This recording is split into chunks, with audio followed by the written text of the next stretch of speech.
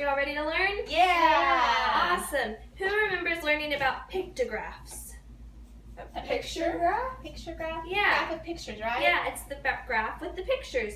A pictograph is the graph that represents the data or the numbers we're using to describe an event, with pictures that represent a certain amount of numbers each. So say 2 butterflies could be 5 butterflies each. So that way when you have really big numbers, you can shrink it down smaller. So today we're going to learn about a graph that's super similar called a bar graph.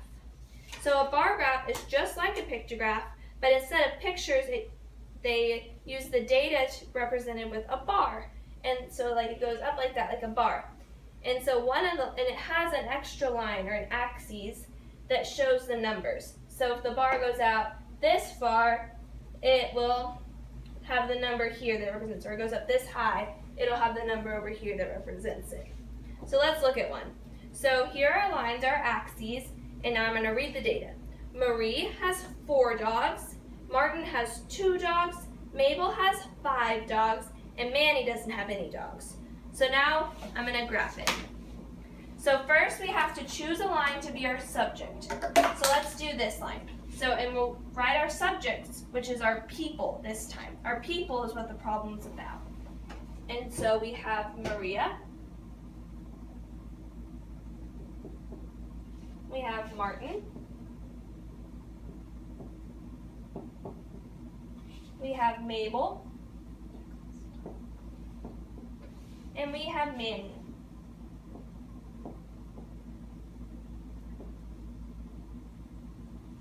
And so Maria had 4 dogs. So we'll do 1, 2, 3, 4, 5.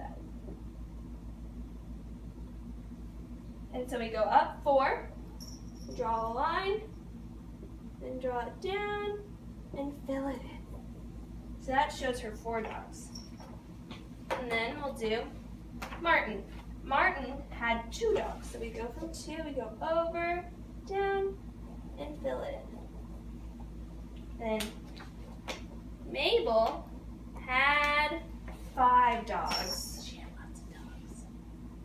So draw a line down and fill it in. And Manny, well, he didn't have any dogs. Okay, and there it is, yellow, our bar graph. So next, you can also use links with bar graphs. So let's do another one. Like measurements, like what you measure with a ruler. You could compare all different types of links. Let's do one with people and their height. Okay, so Johnny is 6 feet tall, Jenny is 5.5 feet tall, and Jim is 5 feet. So we'll do Johnny, Jenny, and Jim.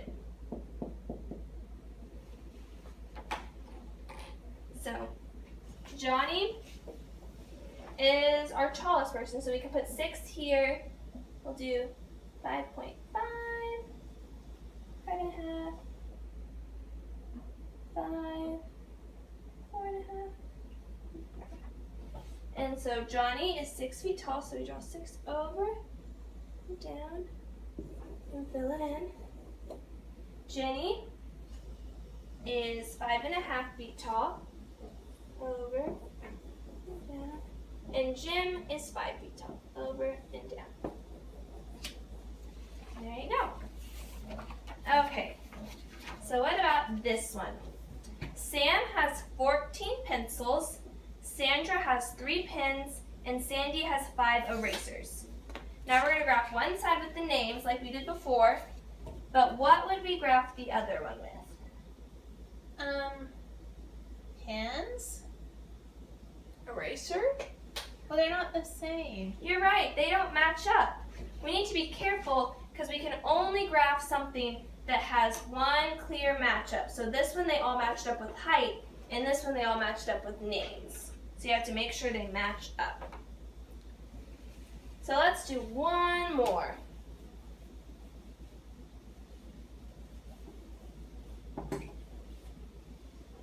Okay, so 13 students like chocolate ice cream 10 like vanilla, and 7 like swirled. What do you think our subject is? Ice cream. No, I think it's the students. No, I think it's the ice cream. Think it's the students? I can see why you think it's the students because the names were on the bottom before, right? But our students are actually our value. The number of students, because we're measuring in the number of students. So how many students? Number of students.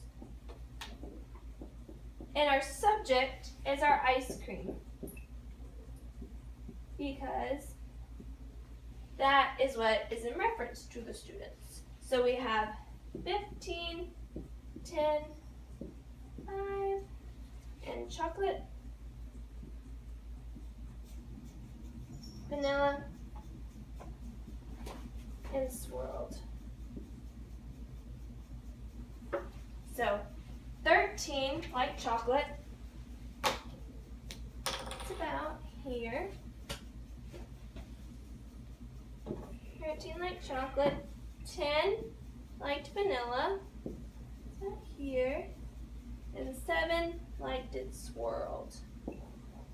Just like that. We have our flavors on the bottom and our number of students on the side, because that's our value. We measured in number of students. So now we're going to do a little activity, passing out these birthday bar graphs. And so we're going to do this all as a class. We're Oh, going to are we going to eat cake, Miss Wilmer? No, we're not going to eat cake, but we're going to fill in this bar graph as a whole class.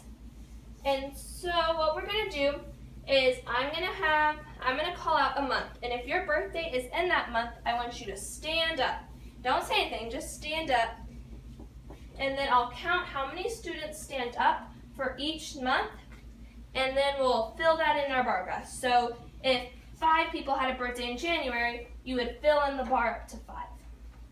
So, and then once I finish counting, you can sit down and fill it in. So, who has a birthday in January?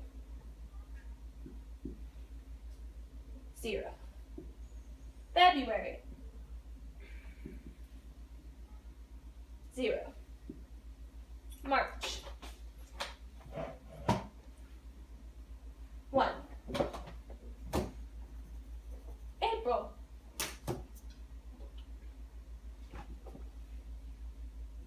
0. May?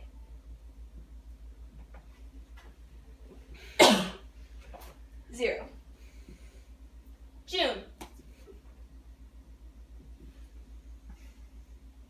0. July? 0. August? 0. September? Me! Wilmer's Yay! birthday's in That's my September. So 1. October? 0. November? Yay! 1. And December? 0. Did I get your bar graphs all filled in? Yeah. Sorry.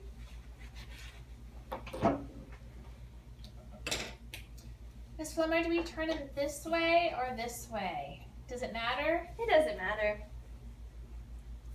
This way it's more like a But I cake. think the bar graph is wrong. Why do you think it's wrong? Because the example had the students on the bottom and the numbers on the side. So I'm confused.